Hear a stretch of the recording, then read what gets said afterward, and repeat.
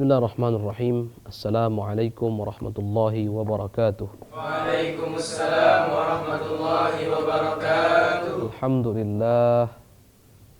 Thumma alhamdulillah. Alhamdulillahilladzi bini'matihi tatimmus salihat.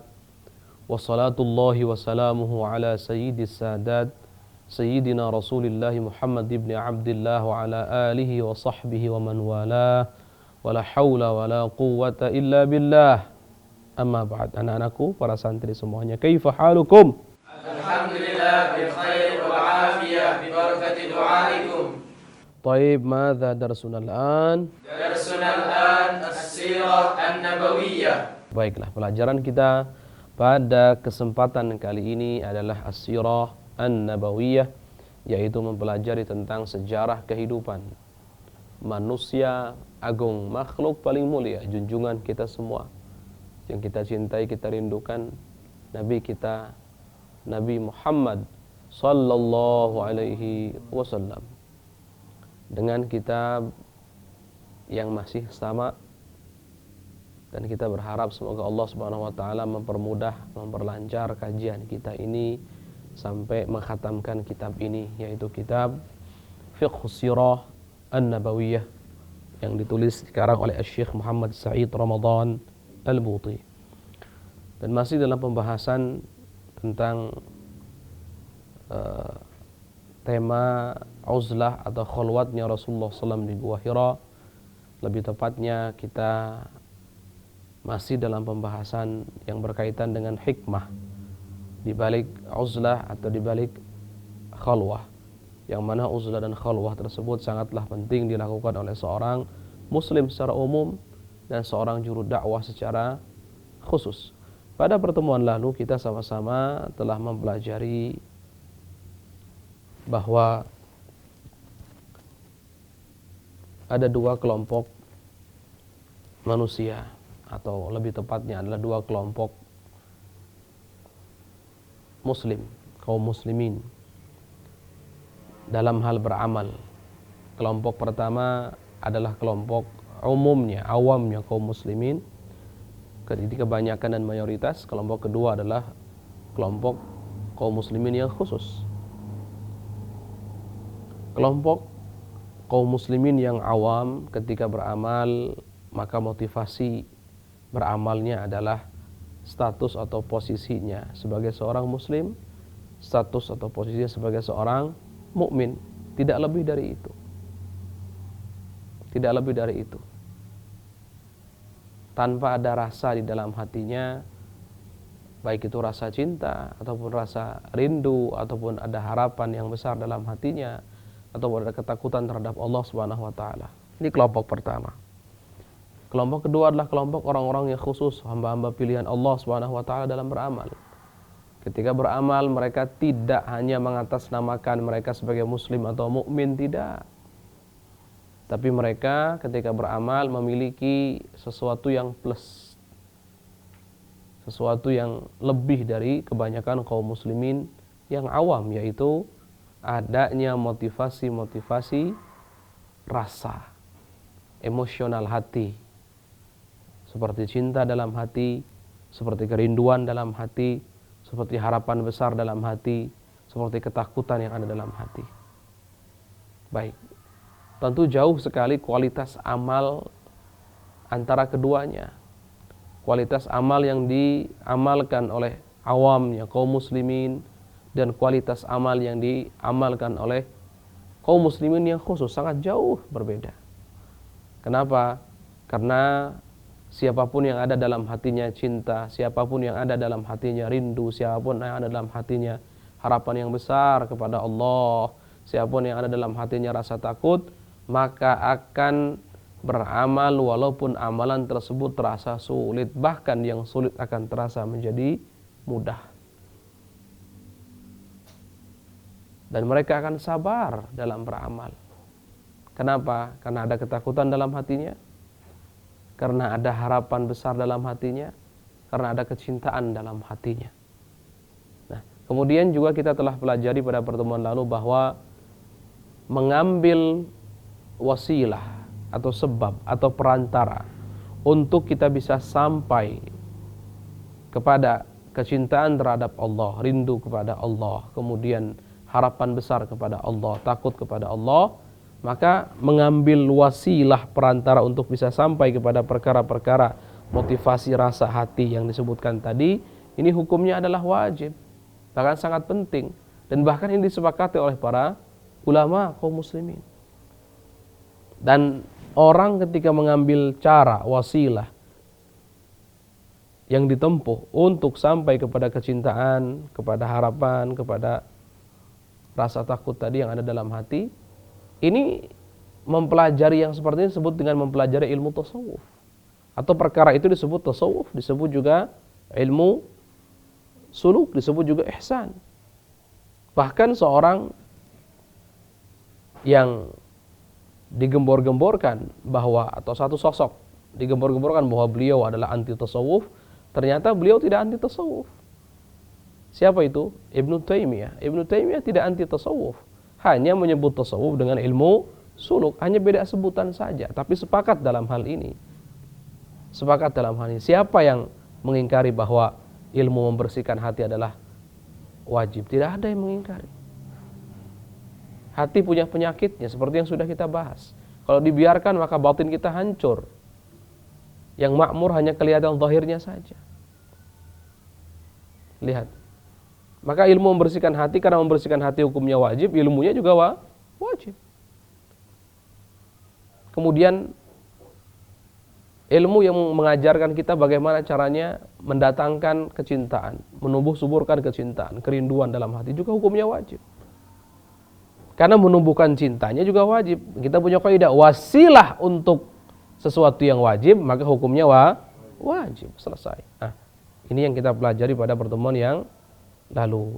Kemudian kita juga sedikit menyinggung pada pertemuan yang lalu tentang khalwah atau uzlah yang dimaksud, yang diinginkan, yang dibahas oleh para ulama.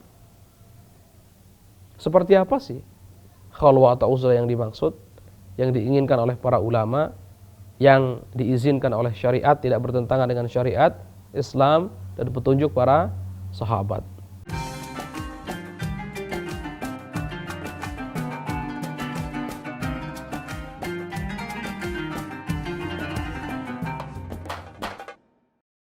Mau menyaksikan kajian Buya Yahya tanpa biaya internet? Segera pasang parabola Al-Bahjah TV di rumah Anda. Bebas biaya bulanan dan tanpa koneksi internet.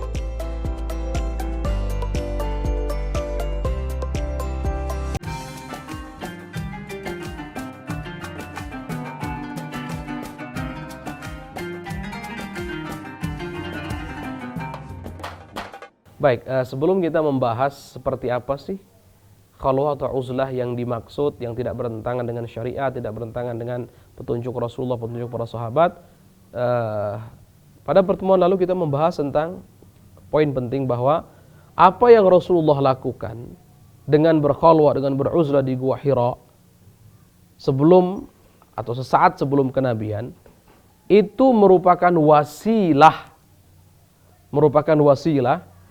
untuk mencapai tujuan, yang tujuannya adalah membersihkan hati, yang tujuannya adalah menumbuh suburkan cinta, rindu, harapan kepada Allah, dan menumbuhkan rasa takut kepada Allah. Jadi yang Rasulullah lakukan itu adalah wasilah, perantara. Baik, itu perantara untuk mencapai itu tujuan. Oleh karenanya ini berkaitan dengan terus bagaimana dengan kita yang ada di zaman ini, atau dengan kita yang sudah menjadi umatnya Rasulullah SAW. Bagaimana? Jangan sampai memahami khalwah, uzlah kok bertentangan dengan sunnahnya Rasulullah, dengan petunjuknya Rasulullah, dengan petunjuk para sahabat. Jangan sampai seperti itu. Nah, makanya ini yang akan kita bahas pada pertemuan ini. Kita baca. Qala al-musannif rahimahullah ta'ala fa'anallahu bi'ulumihi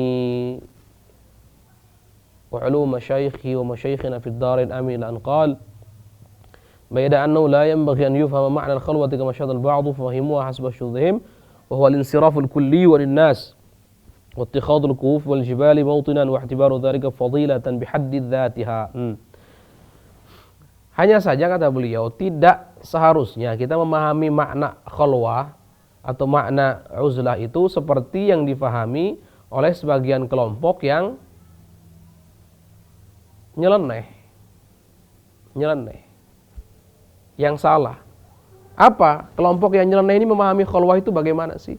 Khalwah itu, uzlah itu pokoknya berpaling total daripada manusia. Waduh, berarti tidak bermuamalah dengan manusia.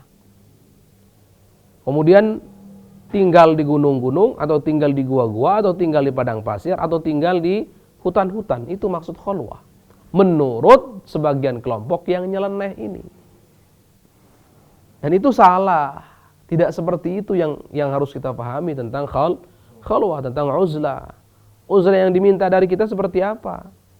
Kalau kita pahami uzlah dan khalwah itu seperti yang dipahami oleh kelompok yang nyeleneh tadi, maka itu bertentangan dengan petunjuknya Rasulullah, bertentangan dengan petunjuknya para sahabat yang datang, para ulama-ulama yang datang setelah sahabat. Baik. Terus bagaimana dong maksudnya? Baik, ini. Fadzalika mukhalifun li hadis sallallahu alaihi wasallam wa lima kana alaihi amatu ashabi. Innamal muradu, nih sesungguhnya yang dimaksud dengan khalwah atau uzlah huwa istihbabu ittikhadil khalwah dawa'an li islahil hal kama dzakarna. Jadi yang dimaksud dengan khalwah yang diminta dari kita, uzlah yang diminta dari kita itu menjadikan khalwah sebagai obat untuk memperbaiki keadaan kita, memperbaiki hati kita. Itu yang dimaksud khalwah. Jadi kalau sudah seperti itu, nggak mesti harus pergi ke puncak gunung, nggak mesti harus nyari-nyari goa, nggak mesti harus pergi ke padang pasir, nggak mesti harus ke hutan-hutan. Yang repot nanti pergi ke puncak gunung, belum nyampe puncak sudah jatuh duluan. Nah, ini mau apa? Yang repot pergi ke padang pasir, nggak tahu sumber air, nggak apa ya, itu namanya bunuh diri.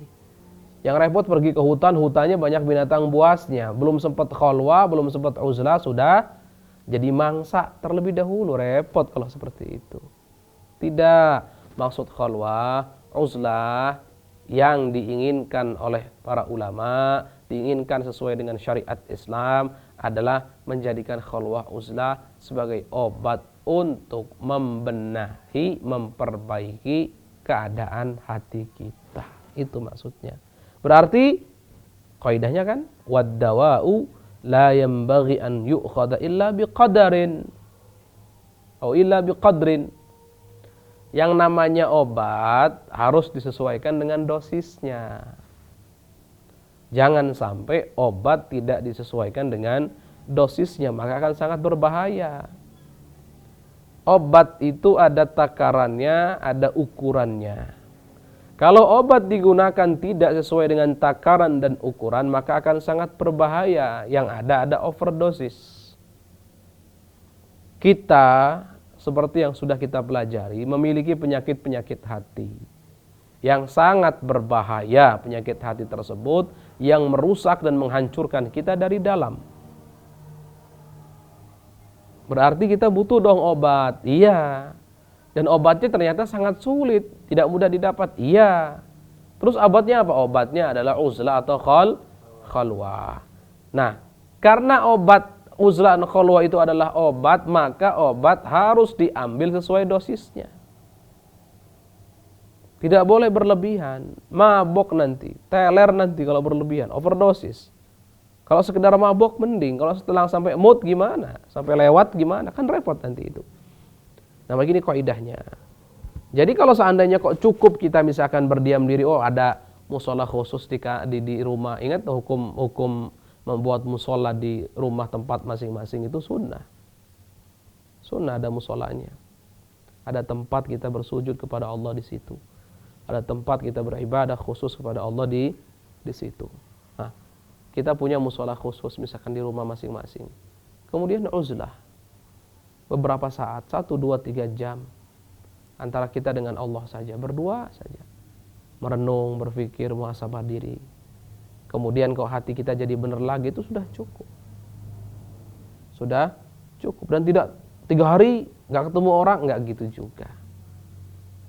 Sisihkan waktu sesaat untuk mengikis kesombongan. Sisihkan waktu sesaat untuk mengikis yang namanya ujub yang ada dalam hati.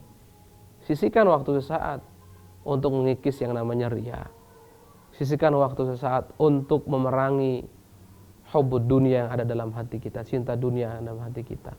Jadi yang diinginkan adalah agar kita menyisihkan waktu untuk yang pertama tentu memerangi penyakit-penyakit hati yang ada dalam hati kita. Karena itu obat, uzlah obat, khalwah obat.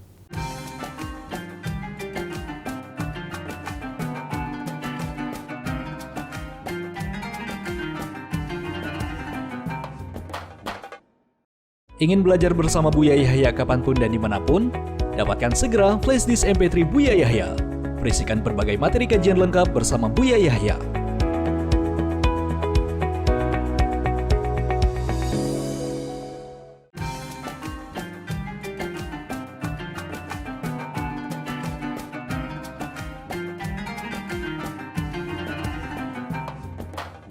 Waddawa'u la yanbaghi an yu'khadha illa biqadrin wa 'indal luzum. Nah, ini ada dua.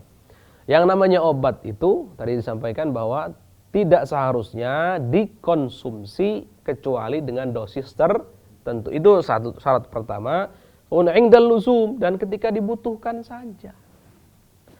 Masa ketika nggak dibutuhkan kemudian minum obat, itu bukan obat, nanti jadi penyakit. Kapan kita minum obat? Ketika contohnya sakit kepala. Sakit kepala, sekarang minum obat. Berapa pil yang harus kita minum? Kalau kita anggap itu pil misalkan. Ini kaitannya dengan dosis. Jangan sampai karena pengen cepat hilang sembuhnya, pusingnya, kemudian minum obatnya, satu warung dibeli semuanya, obat sakit kepala. Masya Allah. Yang terjadi apa? Bukan sakit kepala yang hilang, tapi sekepala-kepalanya bisa hilang. Maksudnya adalah tahlilan kita nanti. Sudah nggak berfungsi lagi kepalanya.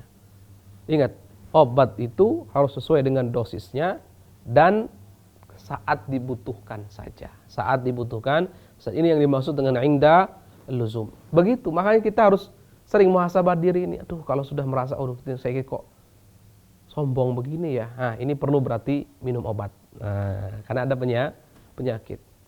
Kapan kita merasa, kok sombong ya saya ini, ya Allah. Kau memandang orang lain dengan merendahkan ya Allah. Kau merasa diri ini lebih baik ya Allah. Ini penyakit, berarti udah ada penyakit dalam hati kita. Nah, saat itu perlu minum obat. Obatnya apa? Uzlah, khalwah, antara kita dengan Allah saja. Muhasabah diri, berzikir kepada Allah dan seterusnya. Ketika sudah cukupkan. Nanti kita ulangi lagi seperti itu. Cukupkan, nanti kita ulangi lagi seperti itu. Jadi tidak mesti harus al-inqita' al-kulli. Artinya atau al-insiraf al-kulli, berpaling dari manusia total 100%, tidak. Tidak mesti harus seperti itu. Jadi ini jangan salah paham. Inilah uzlah atau khalwah yang diinginkan, yang dimaksud oleh para ulama. Baik. Wa ilan qalaba ila da'in yanbaghi tawaqqi minhu. Kalau berlebihan, maka obat akan berbalik menjadi penyakit. Yang disebut overdosis tadi itu. Kalau berlebihan akan menjadi racun, ya. Makanya perbedaan antara obat dengan racun itu diantaranya adalah di dosisnya. Di dosisnya.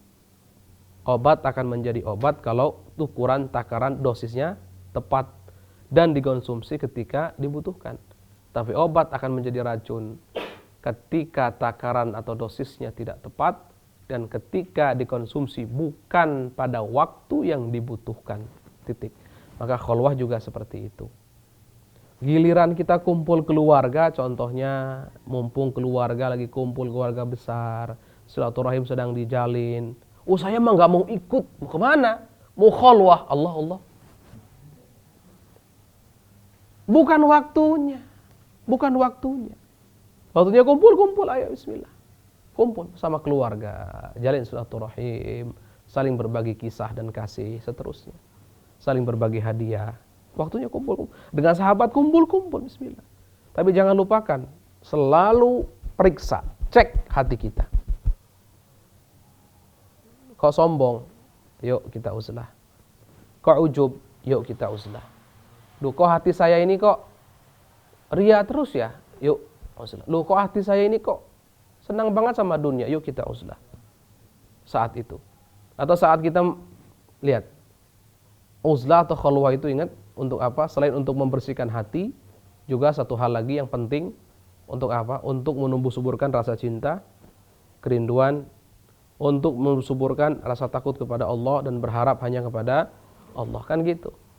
Kok kita ini ketika mendengar neraka kok nggak takut? Wah, ini berarti penyakit ini, ya Allah, hati saya rusak ya Allah. Nah, itu butuh uzlah. Itu butuh uzlah. Saya kok ketika mendengar surga nggak rindu, Allah, berarti rusak hati saya ya Allah. Saat itu butuh uzlah. Kok saya ketika mendengar pahala yang begitu banyak kok sepertinya tidak ada harapan, yang membuat hati ini menjadi gembira ketika mendengarnya.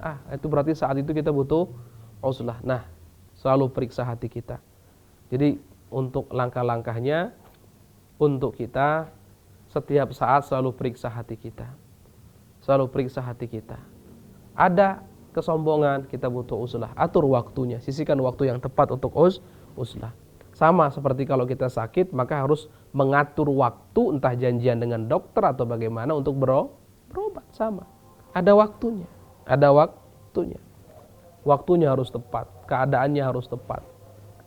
Kemudian dosisnya juga harus tepat. Baik. Wa idza ra'aita fi tarajimis salihina man istamarra 'ala al-khalwa wal ibti'ad 'anil nas famaraddu dzalika ila halatin khassatin bih wa laysa 'amalu hujjatan 'alan nas. Nah, ini yang luar biasa. Kalau seandainya kok ada, kita kok ketika baca kitab-kitab yang menceritakan ulama-ulama terdahulu, ada sebagian daripada ulama-ulama itu, orang-orang soleh itu, kok senangnya khalwah, lebih banyak khalwahnya daripada campur dengan manusianya. Jadi kehidupannya lebih banyak dihabiskan menyendiri daripada campur dengan manusia. Kok kalau ada kita kok melihat begitu, mendengar begitu atau membaca begitu, maka ingat, yang seperti itu kembali kepada keadaan pribadi masing-masing. Mungkin beliau butuh seperti itu sehingga melakukan itu. Itu ijtihadnya beliau. Ingat ya, kalau ada orang soleh yang kita ketahui bahwa orang itu kok senangnya khalwat terus, jarang keluar, jarang apa, itu keadaan khusus bagi beliau. Yang kita tidak tahu, beliau yang merasakan. Jadi tidak bisa kalau keadaan khusus itu tidak boleh dikiaskan, dianalogikan kepada yang lain, tidak bisa. Diterapkan kepada yang lain, jangan. Makanya itu kembali kepada keadaan khusus masing-masing, itu yang pertama. Kedua, apa yang beliau perbuat itu bukan hujah bagi kita.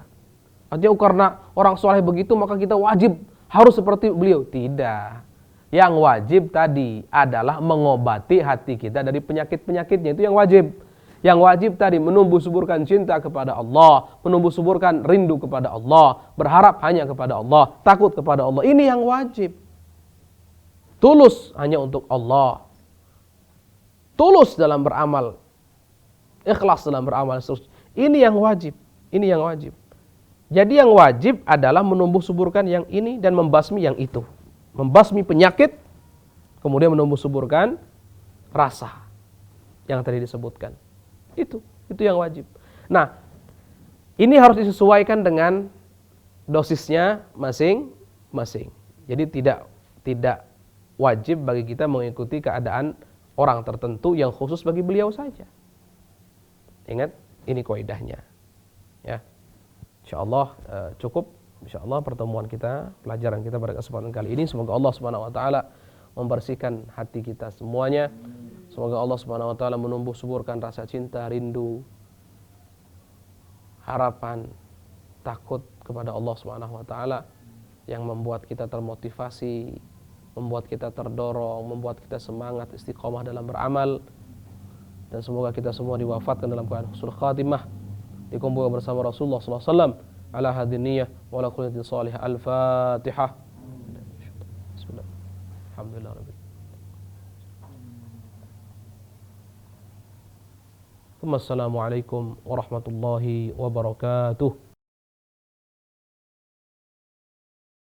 sahabat Al-Bahjah TV, setelah menyaksikan video ini, jangan lupa bersolawat kepada baginda Nabi Muhammad. Shollu ala Nabi Muhammad. Allahumma sholli alaihi wa ala alihi wa sahbihi.